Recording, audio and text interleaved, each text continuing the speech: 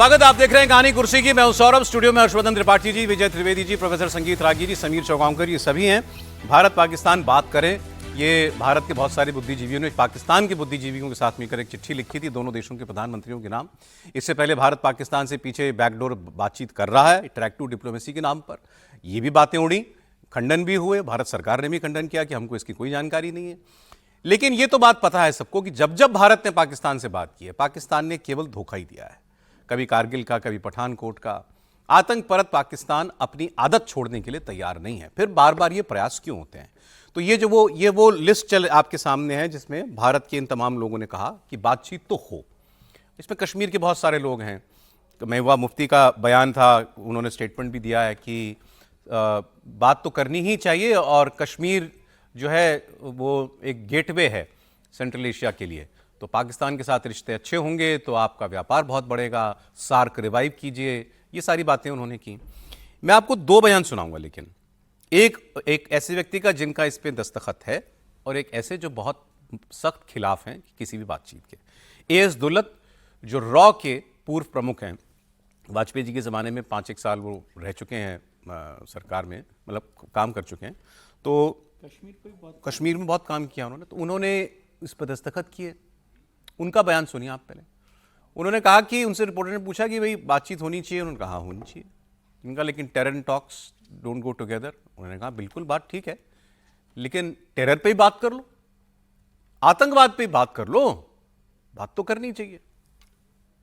I remember during your book launch you said that we have to move forward with the Pakistan, we have to need talk.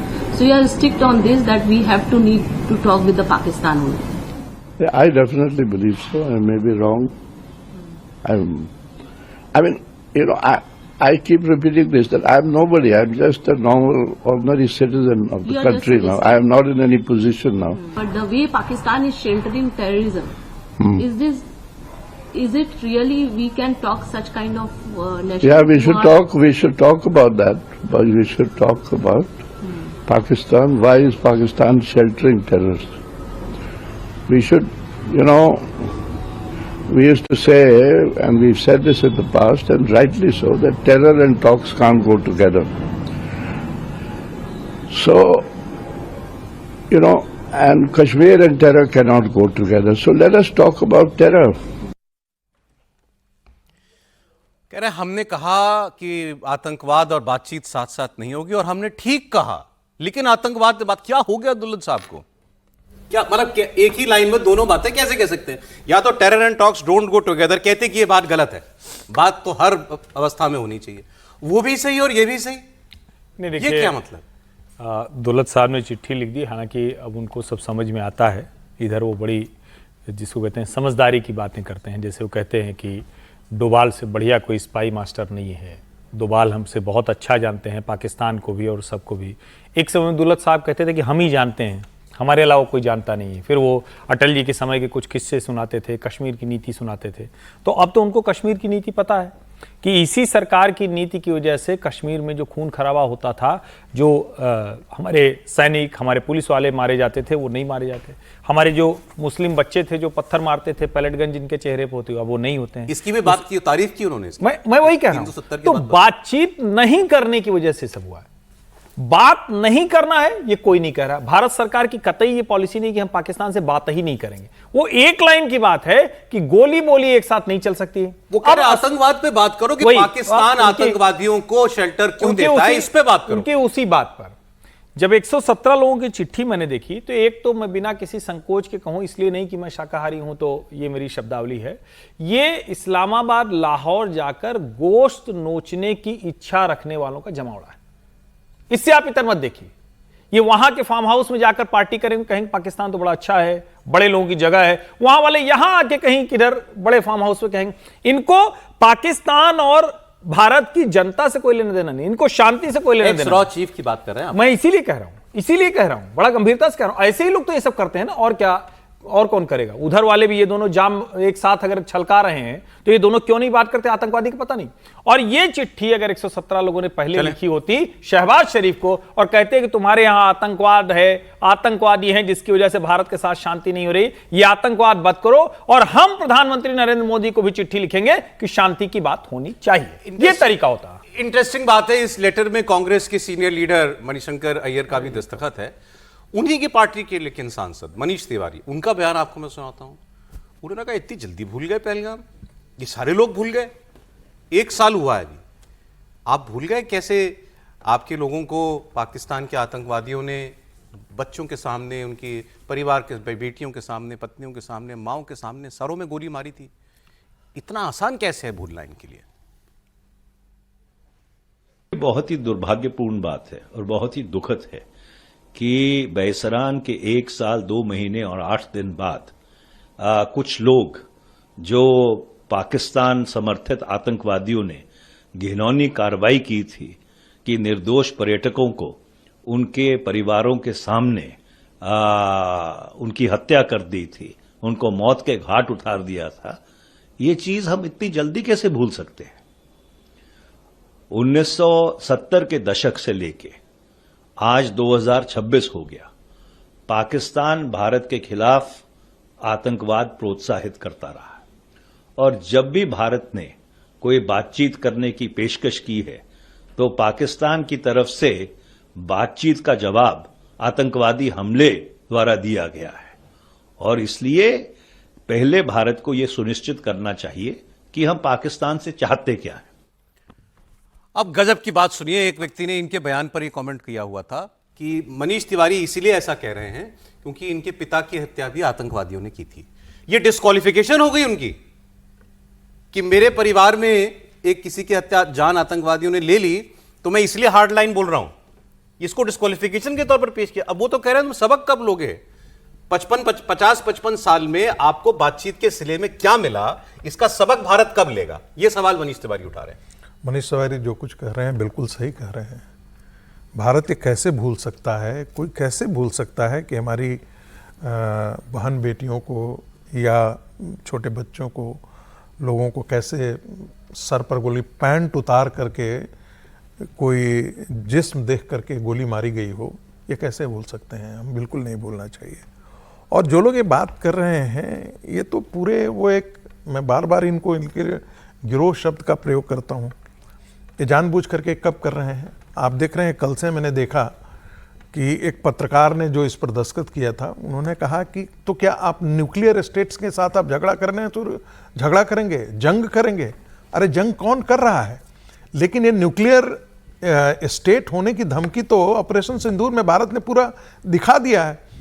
आज Iran पर America चाहता तो यदि nuclear bomb फोड़ना चाहता तो कर देता, किसी की हिम्मत नहीं है न्यूक्लियर बम को यूज करने की। और वो पूरी तरह इस्तेमाल करता है, वही इस्तेमाल करता था जिसको ऑपरेशन सिंदूर ने तोड़ दिया है। 2 बयान सुने सर आपने, क्या कहना है? ये दोनों लोग अपने अपने तरीके से ठीक बात कर रहे हैं। जो मनीष तिवारी कह रहे हैं वो भी बात ठीक है, और ये तो मैं इसको डिस्क्वालिफिकेशन नहीं मांगता कि उनके फादर का जो हत्या हुई आतंकवादी उसमें इसलिए वो बोल रहे हैं।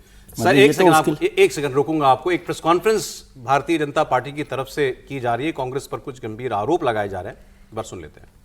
पर सायरा वाड्रा जो प्रियंका वाड्रा की सिस्टर इन लॉ है, मतलब प्रियंका वाड्रा और रॉबर्ट वाड्रा के परिवार से आती है, ये सायरा वाड्रा इस भूमि के ऊपर कब्जा करने का प्रयास कर रही है। अब जब ये लैंड डील सेटल्ड है और ये एक सिविल डिस्प्यूट है, और जब ये गांधी वाड्रा परिवार को समझ में आ गया कि लीगल रूट से इस 4 एकड़ की भूमि पे सायरा वाड्रा कब्जा नहीं कर सकती, तो सायरा वाड्रा फ्रंट है, पीछे प्रियंका वाड्रा है और रॉबर्ट वाड्रा है। अब आप पूछेंगे कैसे आप ये कह रहे हैं? मैं ऐसे इसलिए कह रहा हूं क्योंकि कल ही रात को कांग्रेस पार्टी के किच्छा के विधायक तिलक राज बेहड़, तो अगर आप तिलक राज बेहड़ को देखेंगे, ध्यान से देखेंगे, ये प्रियंका वाड्रा के काफी करीबी है, और ये प्रियंका वाड्रा के करीबी तिलक राज बेहड़ कल देर रात को 100 लोगों के साथ में उस भूमि पे जाते हैं और उस भूमि पर जो 90 वर्षीय नसरीन खान है उसको धमकाते हैं और ये धमकी देकर जाते हैं कि अगर नसरीन खान ने वो प्रॉपर्टी खाली नहीं करी तो उसको जान से मार दिया जाएगा। अब ये मैं नहीं कह रहा हूं, ये स्वयं नसरीन खान ने कल बयान दिया है जो मैं आपके सामने रखना चाहता हूं। इस बयान में नसरीन खान ये कहती हैं कि गांधी वाड्रा परिवार, और मैं कोट करूंगा उनको, मैं नसरीन खान सांगा बोल रही हूं, मैं अपने फॉर्म पे पिपलिया फार्म किच्छा में मौजूद हूं। मतलब जिस वक्त ये कांग्रेस पार्टी का बेहड़ विधायक जो एकदम से उस भूमि पे पहुंच जाता है जिसमें सायरा वाड्रा कब्जा करना चाहती है, उस वक्त नसरीन खान जो 90 वर्ष की बुजुर्ग महिला है, मुसलमान समाज से आती है, वो कहती है मैं अपने फार्म पे पिपलिया फार्म किच्छा में मौजूद हूं, कोई लोग आए हैं जो कांग्रेस के हैं। ध्यान दीजिए शब्दों पे, कई लोग आए हैं जो कांग्रेस के हैं और वो कोशिश ये कर रहे हैं कि मेरे फार्म का कब्जा वाड्रा फैमिली को दिलवा दे, मेरे फार्म का कब्जा वाड्रा फैमिली को दिलवा दे। तो उन्होंने सायना वाड्रा का नाम नहीं लिया है, उन्होंने वाड्रा खानदान का नाम लिया। आप और हम दोनों जानते हैं कि कांग्रेस का कोई विधायक देर रात पे अगर कोई भूमि पे 100 से ज्यादा कांग्रेस के कार्यकर्ताओं के साथ में आता है, वो कोई सायना वाड्रा के फोन पे नहीं आ सकता है। तो सवाल ये उठता है कि क्या रॉबर्ट वाड्रा और प्रियंका वाड्रा ने, पर्टिकुलरली प्रियंका वाड्रा ने इस कांग्रेस के विधायक को फोन किया और कहा कि सायना वाड्रा जो मेरी सिस्टर इन लॉ है उसको किसी भी हालत पे इस भूमि का कब्जा दिलवाओ और उस भूमि पे जाके उस 90 साल की मुसलमान महिला को धमकाओ जिससे वो अपने आप उस लैंड को छोड़ के चले जाए। ये यहीं तक सीमित नहीं है, सुनिए वो क्या कहती है। वो ये कहती है कि मेरी मां की डेथ हो गई है और मेरे भाई की बड़ी बहन की भी डेथ हो गई है और मेरी बहन को ये सायरा वाड्रा और उनके पति सिकंदर आलम एक झूठा एफिडेविट साइन कराने के लिए धमका रहे हैं और उन तक को मारने की धमकी दे रहे हैं और एक फर्जी वसीयत लिखवा रहे हैं। मतलब मॉडस ऑपरेंडी क्या है कि अगर किसी भी भूमि के ऊपर लीगली सिविल डिस्प्यूट के हिसाब से कब्जा नहीं हो सकता, जब ओरिजिनल लैंड डीड आपके हाथ में नहीं है, तो आप गुंडों को भेजो, कांग्रेस के कार्यकर्ताओं को भेजो, कांग्रेस के विधायक को भेजो और वहां पे बुजुर्ग, इस वक्त 90 साल की बुजुर्ग नसरीन खान रह रही है, उसको धमकाओ जिससे वो अपने आप उस 4 एकड़ की भूमि से छोड़कर चले जाए और सिविल डिस्प्यूट में आप क्लेम कर दो कि जो ओरिजिनल ऑक्यूपेंट है वो वहां पे मौजूद ही नहीं है और वो भूमि एकदम से गांधी वाड्रा परिवार हड़प ले। अब अगर आप कानून के जानकार हैं तो आप जानते हैं कि बीएनएस की धारा 351 जिसमें क्रिमिनल इंटिमिडेशन है, the 351 of the BNS speaks about criminal intimidation। ये स्पष्ट करता है कि जो कांग्रेस के बेहड़ के विधायक ने किया ये गैरकानूनी है। But the buck does not stop with the Congress MLA, the buck stops with Priyanka Vadra. और प्रियंका वाड्रा से हम सवाल ये पूछना चाहते हैं कि अपनी सिस्टर इन लॉ को एक भूमि के ऊपर इलीगली कब्जा कराने के लिए किस हद तक ये गांधी वाड्रा परिवार जाएगा? क्या प्रियंका वाड्रा ने उस विधायक को फोन किया? किसने उस विधायक को फोन किया कि वो सायना वाड्रा जो कोई पॉलिटिकल व्यक्ति नहीं है, कोई डायरेक्ट इनडायरेक्ट रिलेशन पॉलिटिक्स में नहीं है, बट हां सिर्फ एक रिलेशन है कि वो गांधी वाड्रा परिवार की सिस्टर इन लॉ है, रॉबर्ट वाड्रा से रिलेटेड है और प्रियंका वाड्रा की सिस्टर इन लॉ है।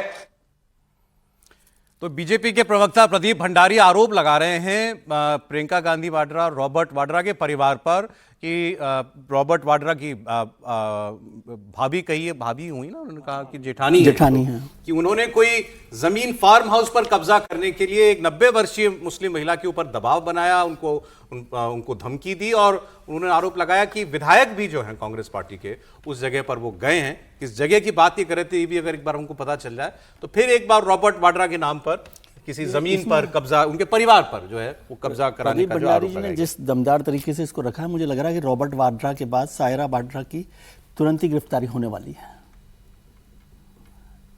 आप बड़े बड़े बड़े हार्श तंज करते हो सर।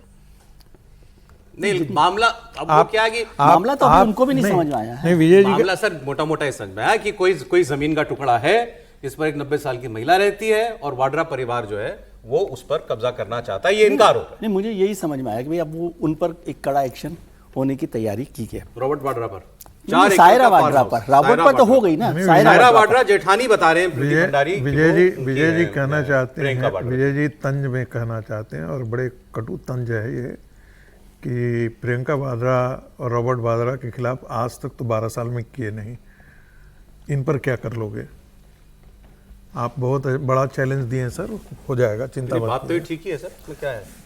क्या हुआ रॉबर्ट वाड्रा का? रॉबर्ट वाड्रा जीजा जी करके पूरे इतना कैंपेन हुआ, क्या निकला आज तक? वही पता चला, बैंक वालों ने कह दिया कि कागज बाढ़ में बह गए, जल गए या बह चूहे खा गए, बाढ़ में बह ये जवाब है। अब ये तो मामला खैर बिल्कुल अलग नेचर का है, ये तो सीधे सीधे पुलिस केस उस टाइप का है कि भाई कोई व्यक्ति अगर कब्जा करा रहा है, आपके यहाँ धमकाने जा रहा है, मजेदार बात है कि जमीन का 3 जगह मामला था। सौरभ जी, ये किस जगह का एक बार चेक करके बताएंगे, आरोप किस जगह कहाँ लगा? मुरादाबाद का लगा रहे हैं, हिमाचल प्रदेश, हरियाणा और राजस्थान, तीनों जगह प्रियंका गांधी वाड्रा के जमीन को लेकर के कंट्रोवर्सी थी। वाड्रा गांधी परिवार का नाम आया तो सबकी बोलती यहाँ लगभग बंद हो गई थी। अच्छा, ये उत्तराखंड का मामला है भाई? अच्छा, उत्तराखंड का मामला। नहीं, मैं तो कह रहा हूँ जब से आया दर्शक तो देख रहे हैं वाड्रा गांधी परिवार का नाम आते ही देखिए सबकी बोलती बंद हो गई। इतना बोलते हैं ये लोग, कोई बोल ही नहीं रहा है, सब चुप है एकदम। कोई कह रहा है 12 साल से कोई नहीं हुआ, कोई कह रहा है कुछ नहीं हुआ, लेकिन कोई बोल नहीं रहा है, इस पर रिएक्शन ही नहीं आ रहा है। सर वो बीजेपी ने इतना बोला है उस पर, तो हम तो ये कह रहे हैं कि चले कितना उस पे? मैं तो इसीलिए तो कह रहा हूँ नहीं हो पाया। मैं भी वही कह रहा हूँ कि सबकी बोलती बंद है, इस पे कुछ नहीं हो पाया है। राजस्थान की जमीन ले 14 के पहले तो बाकायदा 2G और जीजा जी यही थे ही। हाँ।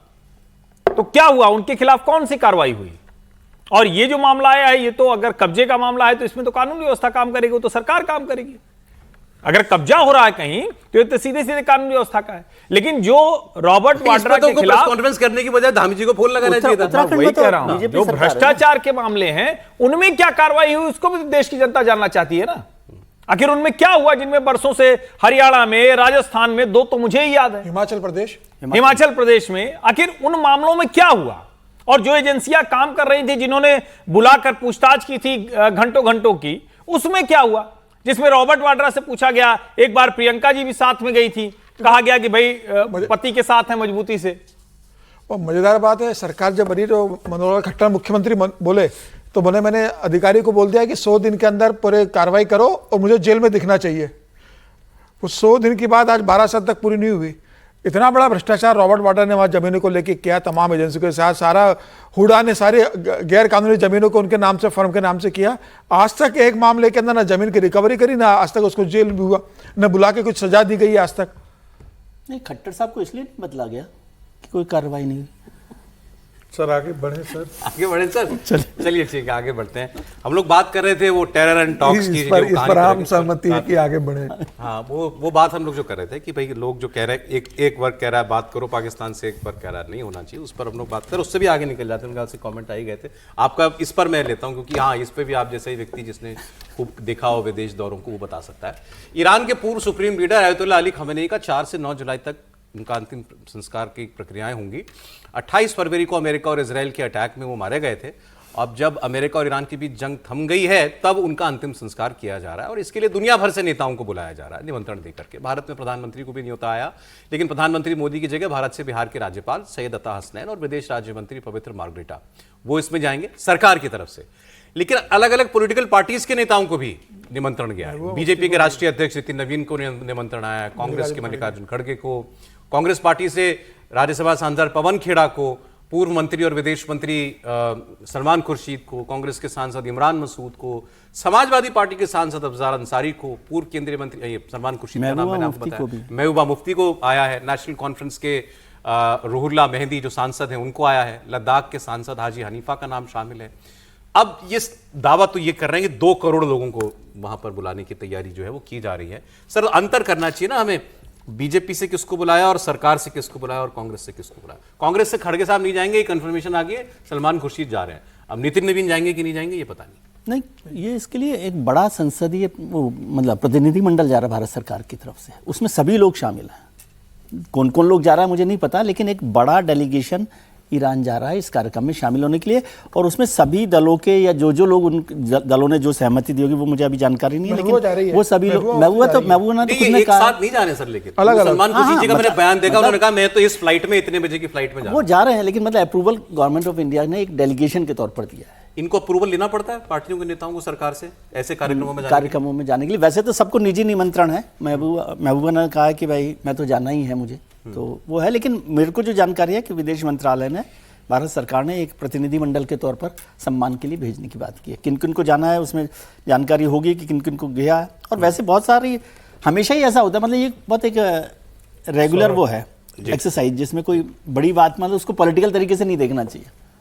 नहीं, लेकिन ये तो देखा जाएगा कि भारत बड़ा प्रतिनिधिमंडल भेजता है तो फिर अलग वो जो बहस चल रही है कि ईरान के साथ रिश्ते कहाँ ऊपर नीचे कहाँ है पता चले, तो ये तो इससे तो ईरान पर ये बात याद आ गई। अभी जो हम लोग वो 117 लोगों की चिट्ठी पर बात कर रहे थे, तो जो ईरान और अमेरिका की बातचीत पर तो हम जोर देते हैं, पाकिस्तान और भारत में बातचीत नहीं। मेरे ख्याल से ये दोस्ताना संबंध बहुत ज्यादा है ईरान और अमेरिका के।